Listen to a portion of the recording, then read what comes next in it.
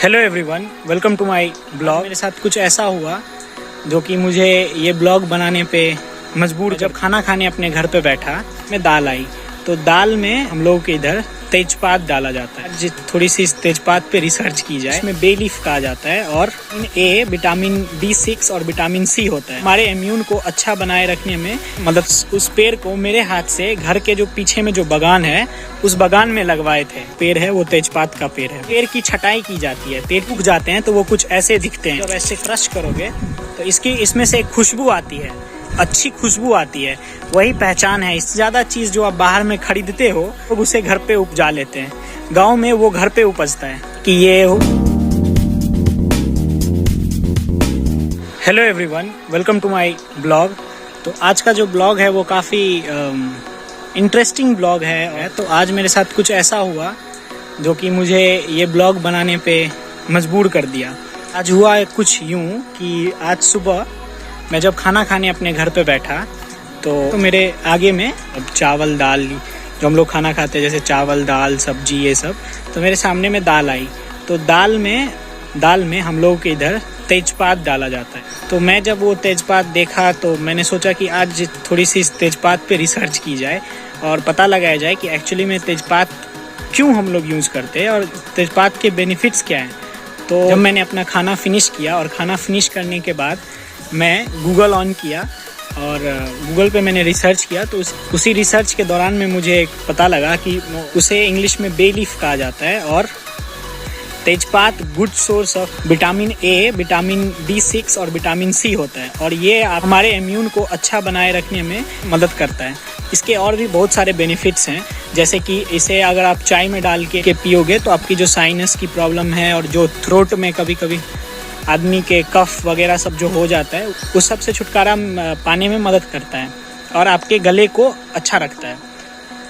तो ये सब रिसर्च सब कर लेने के बाद मुझे याद आया कि आज से बहुत साल पहले मेरे दादाजी छोटा सा एक पेड़ लाए थे और उस पेड़ को मेरे हाथ से घर के जो पीछे में जो बगान है उस बगान में लगवाए थे। तो वो जो पेड़ था वो तेजपात का पेड़ था। तो चलिए आज आपको हम वो तेजपात का भी पेड़ भी दिखाते हैं और बताते हैं कि इसमें से कैसे तेजपात निकाला जाता है। तो चलिए आज मेरे घर के पीछे बगान में जो एक पेड़ है तेजपात का वो हम आपको दिखाते हैं। ये जो सामने आप पेड़ देख रहे हो, ये पेड़ है मेरे घर के पीछे में जो पेड़ है वो तेजपात का पेड़ है। इसके आसपास में आपको अभी जंगल दिख रहा होगा क्योंकि अभी जो है वो बरसात का समय आ गया है, तो फिर बहुत ज़्यादा जंगल हो जाता है, बहुत ज़्यादा घास फूस और जंगल सब भर जाता है। बट फिर भी अभी आपको ये पेड़ दिख रहा होगा। इसी पेड़ को जब इस पेड़ में बहुत ज़्यादा पत्ते लग जाते हैं और बहुत ज़्यादा डाल हो जाता है तो उस डाल की छटाई हम लोग करते हैं और डाल काट के फिर उसे हम लोग धूप में देते हैं। अभी ये पेड़ आपको काफ़ी छोटी दिख रही होगी, बट इसे क्या किया जाता है जब इसमें बहुत सारे पत्ते आ जाते हैं या बहुत सारे इसकी जो शाखाएँ हैं वो सब जो आ जाती है, वो सब आने के बाद इसे पेड़ की छटाई की जाती है और फिर पेड़ की छटाई करने के बाद उसमें से जो पत्ते निकलते हैं उसे फिर से उसे धूप में रख के सुखाया जाता है। हरे पत्ते जब सूख जाते हैं तो वो कुछ ऐसे दिखते हैं, धूप में अच्छे तरह से सूखने के बाद ऐसे दिखते हैं। और मैं इसे आपको तोड़ के दिखाता हूँ और इसकी पहचान होती है जब आप इसको जब ऐसे क्रश करोगे तो इसमें से एक खुशबू आती है, अच्छी खुशबू आती है, वही पहचान है इस तेजपात का।